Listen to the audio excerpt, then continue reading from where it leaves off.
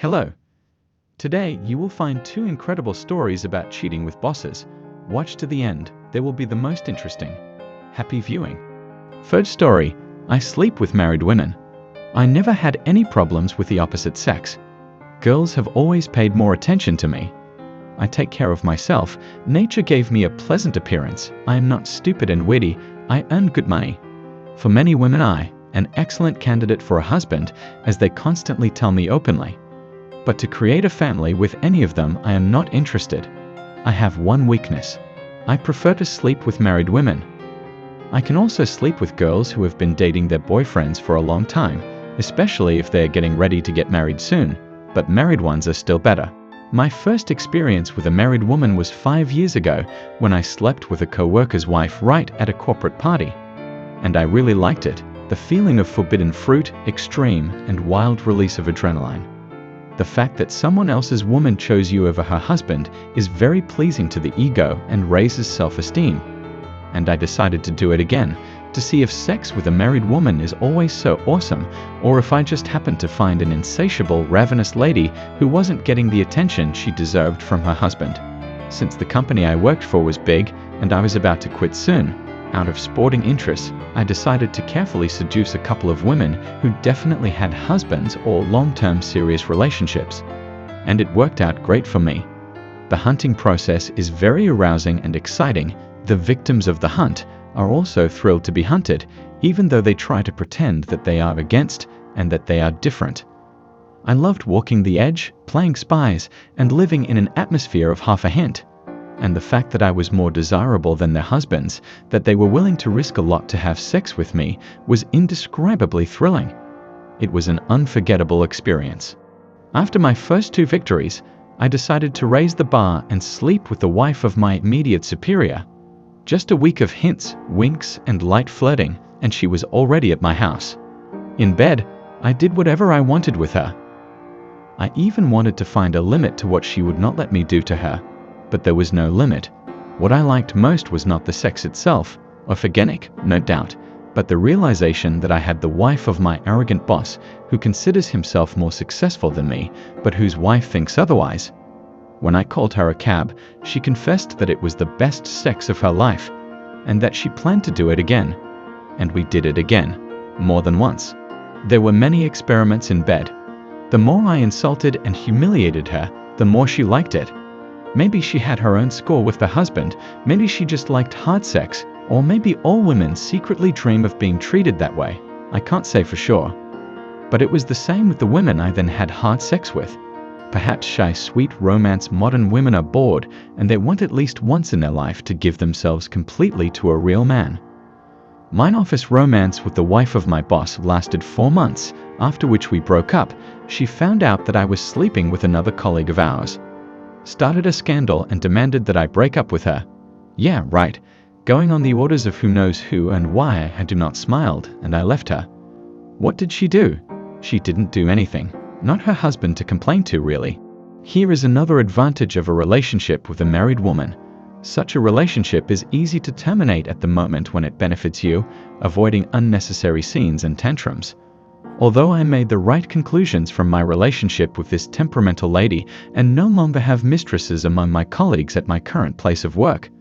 Soon I found a better job, quit my job, and gradually all sexual contact with colleagues came to naught.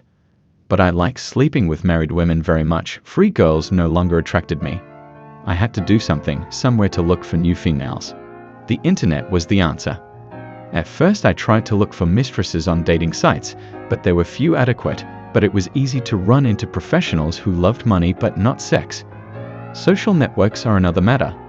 Bored housewives are a dime a dozen there, you just need to know how to look for them. At first I did not know how, but I quickly learned how.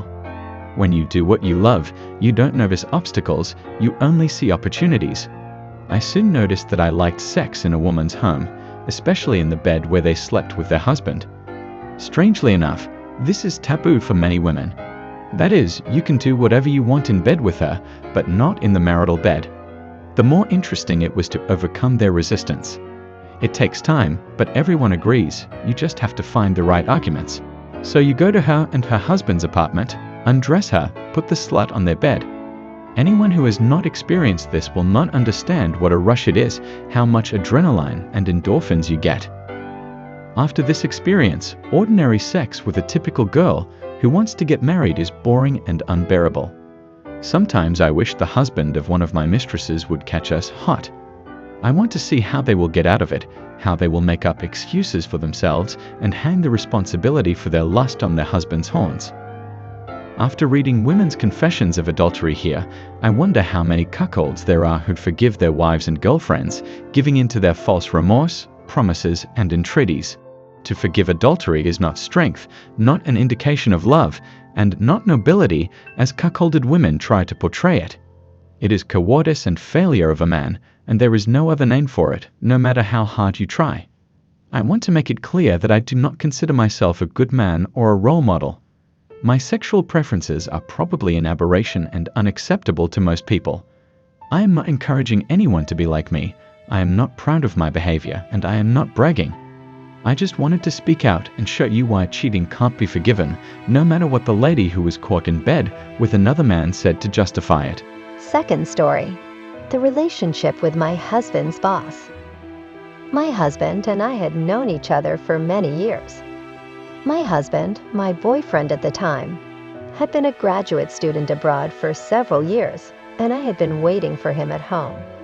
We met on vacations. I sometimes suspected that he might have girlfriends there, but the more I got to know him, the less I doubted him. He was soaring in the clouds, in science, and no one he needed. Nobody but me. Eventually, he defended himself and came home. He didn't want to live apart anymore. Found a job, started living together, and were going to formalize a relationship. The main problem was that my boyfriend was already used to living in the West, and it was hard for him to live in Russia again. In addition, he wanted to do science, as he was used to, and in our country, it is now difficult. So he began to look for work abroad, in science, in his field. I was not particularly happy about this. I had a good job at home myself and my parents, and I had nothing to do abroad, and I am very weak in languages. After a while, he came home happy because some famous professor was ready to take him on an internship. This professor is Russian himself, but he has lived in another country since his youth, has made a career there, and he is almost the best in the world in his field. I did not like this story at first, but my beloved was delighted with the honor bestowed upon him. He said that fate was giving him a chance to work with a big man and start his career, and that he should not miss this chance. With a heavy heart, I agreed to go to another country because I did not want to deprive my future husband of this chance. I knew that if he didn't go because of me, he would always regret that opportunity, and he would never forgive me. We got married quickly, so I could get my spouse visa. We were going to the registry office anyway, but now we were too hasty. The wedding was crushed, but happy. Soon we got our visas, I quit my job, and we left. I liked the new country, although there was a slight culture shock. But what I did not like was my husband's new boss. He irritated me back in Russia when my husband barked out all the years with his genius and achievements, listing them day and night. The reality for me turned out to be even worse. A handsome, pampered, narcissistic autocrat, arrogant and self-righteous. He was also a womanizer. He immediately made it clear that everyone around us is mediocre, and only by listening to him can we succeed. Moreover, he said that their scientific direction unpromising, that my husband is a knave uneducated, once chose this theme and came, but that there is no way he will put my husband on his feet, and me to attach if we listen to him. I was in complete shock, and my husband, on the contrary, was absolutely delighted with his idol and said that I was unfair to our benefactor. I have to hand it to him. This man spent a lot of time and effort on us. As he claimed, he brought us to this country, so he was responsible for our present and future. He rented us a place to live, picked us up at the airport, gave my husband a very good salary, and helped with many other things. But it annoyed me that he was always sticking his nose into our affairs, telling us what to buy, what to eat, etc. My husband objected to me that the professor was only giving the right advice. This was indeed true. His advice was optimal. When we listened, everything turned out okay. When we neglected, we corrected our own mistakes later. And he was right. But I was annoyed by his eternal correctness and righteousness. My husband was away at work for days and nights. His work did not click, and all the time his boss was commenting on his failures. Very politely, but in a very offensive manner. And the husband endured, worried, and tried to make amends. When the professor started waking my husband up at night and early in the morning to give him more instructions, I just hated the man. One day I brazenly answered his call myself, saying that my husband and I were in bed and asking him not to disturb me after hours. My husband was horrified, and the professor laughed back that I was a stroppy girl, but if I listened to him, he would make a good scientist's wife out of me. I couldn't work, so I had a lot of free time. I took courses, kept house, helped my husband as much as I could. And then my husband set me up to help the professor's wife with the household. They have a small child, and she did not cope well, and with such a finicky husband. I was generally struck by this woman. She loves her husband very much, gave him her whole life, as I did hers, I thought at the time. And the professor outwardly treats his wife neglectfully, demanding, shouting. I felt sorry for her. Besides, the whole town knew that the professor was sleeping with her friends. How could she stand it? At first I was very uncomfortable being in their house. I changed my mind when the professor's wife and child got seriously ill with the flu. I was amazed at the care this dryer surrounded them with, the best medicine, the best doctors, the best care. A year later, I knew a lot more about the professor and his family. I still disliked him, but I became interested in him as a person. It turned out that he was not a braggart and a tyrant, but a perfectionist. Everything he touches has to be the best it can be. The apartment must shine clean, the clothes must be comfortable and beautiful, the food must be healthy, and the science must be the most advanced. And this requires great sacrifice from himself and from those around him. I realized that he really is a very big scientist, getting big grants and being published in the best journals. He is ruthless in dealing with his competitors, but takes care of his people day and night. I saw for myself how he saved my students' defense. It's the same with everyone. He does not pity his colleagues, scolds them, makes them work hard, but he does not spare himself to help them either. My husband has made great progress in a year, has published 2 very strong papers, has mastered many new things, and now he has good prospects for his own academic career.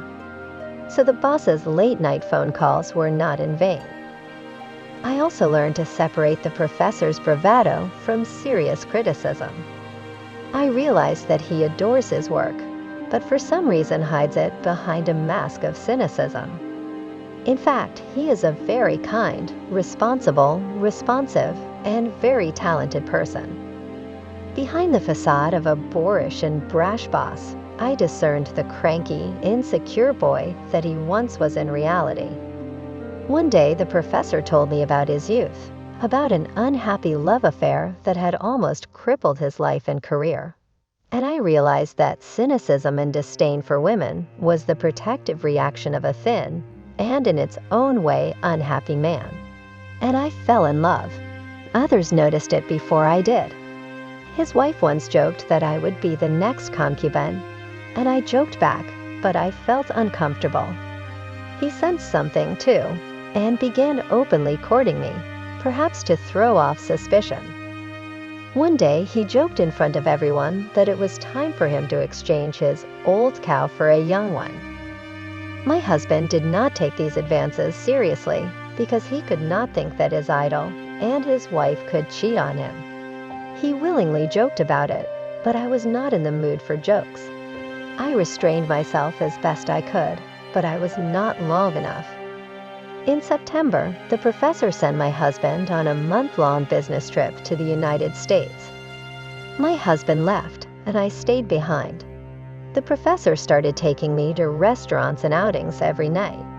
He joked that he had summoned me to this country in addition to my husband, and while my husband was away, he had to replace him.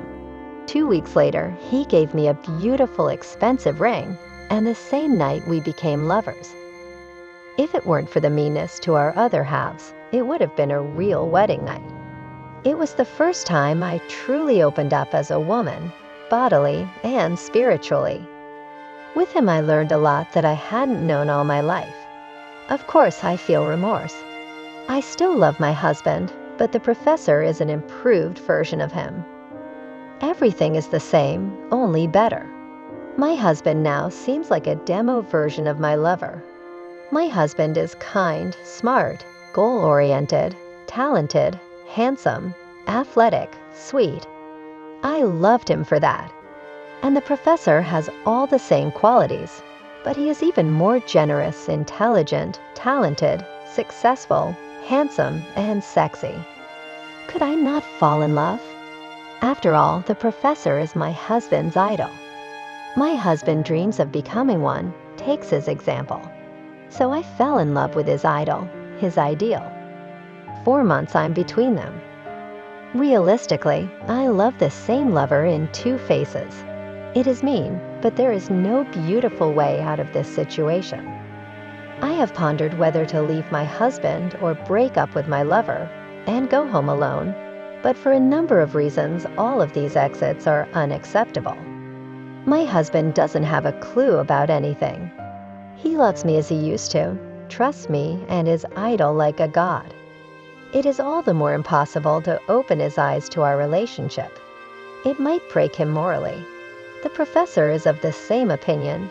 He feels guilty about my husband. He is afraid that his protege will not bear the truth, and he insists that we keep our relationship a secret. Sooner or later, a decision has to be made. I had planned to wait until the summer when my husband's contract was up and decide how we were going to live our lives as circumstances dictated. But things turned out differently. My husband and I are now on vacation in Russia, and I realized that I was pregnant. No one knows about it yet, neither my parents nor my husband. But the decision whether to keep the baby or not has to be made right now. And I can't decide this on my own.